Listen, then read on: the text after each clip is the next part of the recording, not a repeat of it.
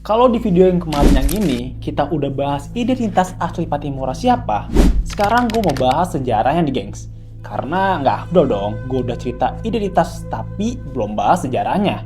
Dan ini gue bakal bahas mengikuti sumber dari beberapa kisah dengan nama Thomas Matulesi, versi resminya ya guys. Tapi sebelum itu, siapin dulu dong semua amunisi lu dari cemilan sama minumannya. Dan jangan lupa like, comment, subscribe biar gue tetap semangat buat konten ya guys. Dan kalau kalian udah pada siap, ini dia kisahnya. Lu pasti pernah denger dong nama Pattimura.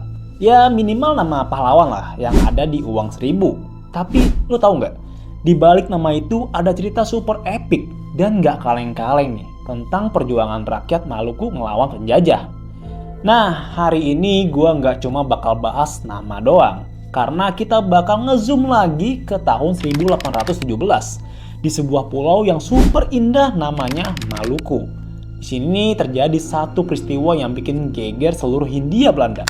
Sebuah perang yang dipimpin sama cowok yang dulunya bukan siapa-siapa, tapi berani ngelawan kekuatan militer paling gede di zamannya nih. Ini bukan cuma cerita tentang pahlawan ya. Ini cerita tentang ketidakadilan, monopoli yang kejam, dan perlawanan yang melegenda. Bayangin aja, lo lagi enak-enak hidup di kampung, tiba-tiba ada orang dari jauh datang, ngambil semua yang lo punya, terus maksa lo kerja buat mereka. Apa yang bakal lakuin? Coba tulis di kolom komentar. Nah, disinilah kisah Thomas Matulesi dimulai, yang nantinya bakal jadi sosok legendaris bernama Kapitan Pattimura. Sejak abad ke-17, Maluku udah jadi rebutan karena rempah-rempahnya nih. Pertama ada VOC. Bagi kalian yang nggak tahu VOC dan pengen tahu sejarah lengkapnya, gue udah buat video lengkapnya yang ini nih. Nah, VOC ini perusahaan dagang Belanda yang super duper ambisius. Mereka bikin aturan monopoli rempah-rempah yang ketat banget. Analoginya gini deh. Ini kayak lu punya toko kopi, tapi lu cuma boleh jual ke satu pembeli doang dan harganya dia nentuin. Udah gitu, kalau lu tanam pohon kopi lebih dari yang diizinkan, pohon itu bakal ditebang. Mereka bikin sistem yang namanya monopoli. Ini kayak semua petani rempah-rempah di Maluku dipaksa cuma boleh jual ke VOC dengan harga yang VOC tentuin sendiri. Mau harga rempah di pasar dunia lagi naik, bodo amat. Pokoknya harganya segitu-segitu aja.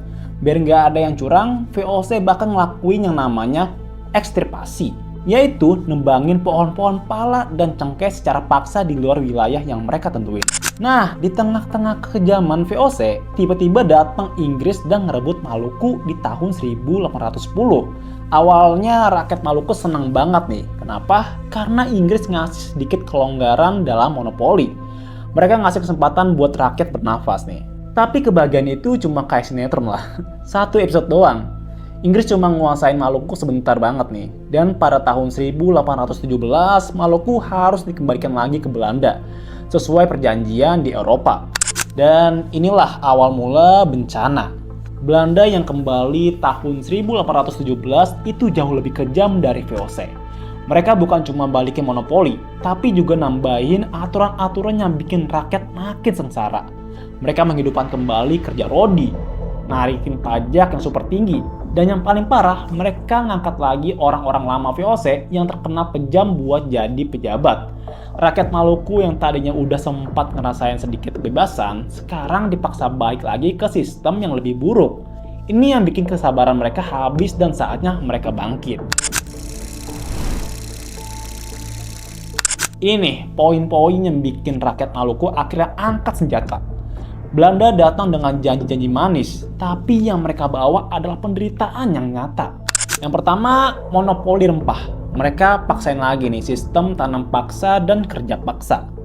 Harganya jauh lebih murah dari Inggris. Ini kayak lo digaji 10.000 per bulan deh. Padahal lo udah kerja keras banget selama sebulan. Nah, yang kedua, pajak yang nggak masuk akal. Pajaknya yang super tinggi, udah gitu harus dibayar pakai rempah, bukan uang. Yang ketiga, penghapusan posisi raja adat. Nah, Belanda menghapus posisi raja adat di tiap-tiap kampung. Ini kayak ngancurin sistem sosial dan kepemimpinan yang udah ada sejak turun-menurun di Indonesia. Yang keempat, kerja rodi. Rakyat dipaksa kerja rodi buat bangun benteng dan fasilitas Belanda. Tanpa bayaran, tanpa istirahat yang cukup, bahkan tanpa makanan. Akibatnya dari semua kebijakan ini, rakyat Maluku lapar, miskin, dan kehilangan identitas. Mereka sadar nih, satu-satunya cara buat mengakhiri penderitaan ini cuma satu, yaitu lawan. Nah, sekarang pemeran utamanya nih, Thomas Matulesi. Tapi siapa sih Thomas Matulesi sebelum dia jadi Patimura? Thomas Matulesi lahir di Saparua, Maluku di tahun 1783. Dia berasal dari keluarga yang cukup terpandang. Dia punya pendidikan militer yang lumayan oke banget nih. Karena pernah jadi sersan di pasukan Inggris saat Inggris menguasai Maluku. Pengalaman militer ini super penting karena dia jadi tahu taktik perang Eropa. Dia bukan cuma pahlawan yang nekat nih, tapi pahlawan yang terorganisir dan cerdas.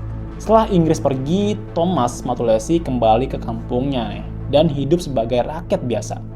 Tapi dia nggak bisa diem aja nih ngelihat penderitaan bangsanya sendiri. Jiwa kepemimpinannya terpanggil. Dia mulai aktif di gerakan bawah tanah, ngumpulin para tokoh adat, tokoh agama, dan masyarakat buat bikin rencana perlawanan. Oke guys, sekarang kita bedah nih serangan yang paling legendaris yang jadi awal mula perang Patimura. Serangan ke benteng Dorstede. Benteng Dorstede ini bukan cuma bangunan biasa. Ini pusat kekuatan militer Belanda di Saparua.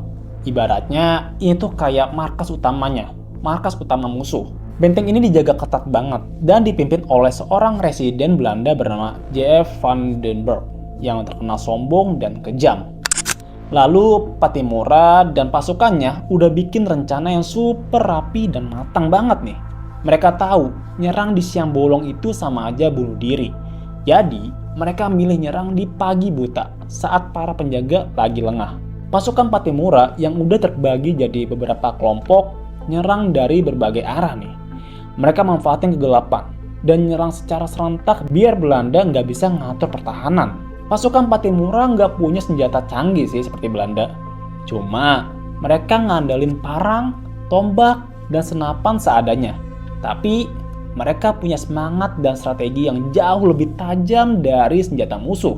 Dan serangan itu sukses total. Dalam hitungan jam, benteng Dorstede jatuh ke tangan pasukan Patimura. Semua prajurit Belanda yang ada di benteng tewas. Bahkan Residen van den Berg dan seluruh keluarga juga tewas. Ini benar-benar tamparan keras nih buat Belanda. Mereka nggak pernah nyangka kalau benteng sekuat itu bisa jatuh begitu cepat ke tangan pemberontak. Kemenangan ini juga nunjukin nih kalau rakyat Maluku nggak cuma berani, tapi juga cerdas dalam bertempur. Setelah benteng Dorstede jatuh, Belanda nggak tinggal diam. Mereka langsung kirim pasukan besar dari Ambon buat ngerebut kembali. Tapi Patimura udah siap nih. Dia tahu nih lawan Belanda di medan terbuka itu sama aja bunuh diri. Jadi dia pakai taktik yang bikin Belanda pusing, yaitu perang gerilya. Yang pertama, serangan kilat nih. Pasukan Patimura akan muncul tiba-tiba dari balik hutan atau persembunyiannya, nyerang konvoi atau pos Belanda, terus langsung menghilang. Mereka nggak akan kasih kesempatan buat Belanda buat ngelawan balik. Yang kedua, perang semesta. Patimura nggak cuma ngandelin pejuang, dia ngajak semua rakyat buat ikutan. Dari wanita sampai anak-anak, semua ikut terlibat. Baik jadi mata-mata, nyiapin makanan, atau nyembunyiin pejuang. Semua jadi satu kesatuan buat ngelawan Belanda. Yang ketiga, pemutusan jalur logistik. Patimura ngasih perintah buat ngeblokade jalur-jalur penting dan hancurin gudang-gudang makanan Belanda. Mereka bahkan membakar kebun-kebun pala supaya Belanda nggak bisa dapat sumber daya. Ini kayak lo main game Survivor deh. Kalau lo mau menang, lo harus matiin sumber daya musuh biar mereka kelaparan, kehabisan amunisi, dan akhirnya menyerah. Tapi selama perang pun Patimura nggak sendiri ya. Dia punya tim super solid yang juga jadi legenda. Yang pertama, Martha Christina Tiahahu. Bayangin aja, cewek paling berani yang umurnya masih 17 tahun, yang harusnya di umur segitu dia masih duduk di bangku sekolah, tapi harus ikut berperang untuk menuntut keadilan dan hak-haknya.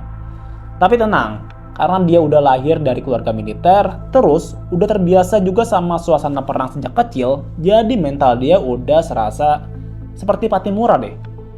Martha nggak cuma dukung dari belakang aja, tapi benar-benar turun ke medan perang, bawa tombak, dan ngasih semangat ke prajurit lain.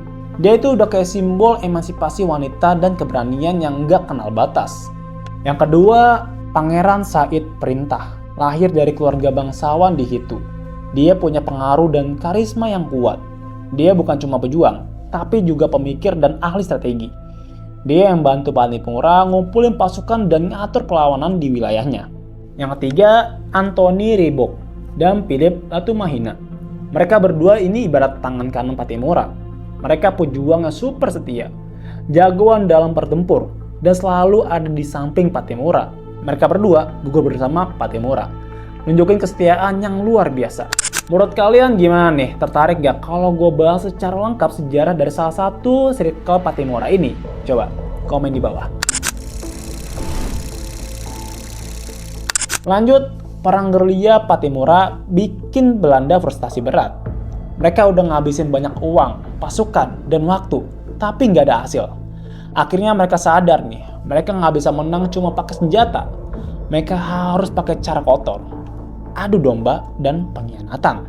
Belanda nyembar selebaran dan janji manis di seluruh Maluku nih, yang isinya siapapun yang ngasih tahu di mana Pattimura berada bakal dikasih imbalan besar berupa uang dan jabatan. Dan itulah yang terjadi. Ada seorang pemimpin lokal yang tergoda sama tawaran Belanda. Dia ngasih tahu lokasi persembunyian Pattimura di daerah Siresori pada 11 November 1817. Pasukan Belanda yang dipimpin Kapten Van der Ver berhasil nangkep Pattimura dan pasukannya saat mereka lagi lengah. Pattimura dibawa ke benteng Victoria di Ambon. Di sana, para pejabat Belanda nawarin dia jabatan tinggi dan kekuasaan kalau dia mau menyerah. Tapi Pattimura dengan tegas menolak. Dia tahu kebebasan bangsanya nggak bisa ditukar sama harta atau jabatan. Kata-kata legendarisnya yaitu, lebih baik mati berkalang tanah daripada hidup sebagai budak Belanda. Akhirnya Belanda nggak punya pilihan lain. Pada 16 Desember 1817, Kapitan Pattimura dieksekusi di tiang gantungan. Tapi jangan salah, kematiannya bukanlah akhir, melainkan awal dari semangat baru buat seluruh rakyat Indonesia. Jadi lain kali lu denger nama Pattimura, ingat ya, itu bukan cuma uang 1000 doang, tapi itu simbol dari perjuangannya, semangat pantang menyerah, dan pengorbanan seorang pahlawan yang namanya bakal selalu kita kenang. Semoga video ini nambah wawasan kalian tentang sejarah yang gak cuma dihafalin, tapi juga dimengerti. Kalau di dalam video ini ada yang kurang, boleh dikoreksi di kolom komentar ya. Jangan lupa like, comment, share, dan subscribe channel ini buat konten-konten sejarah lainnya.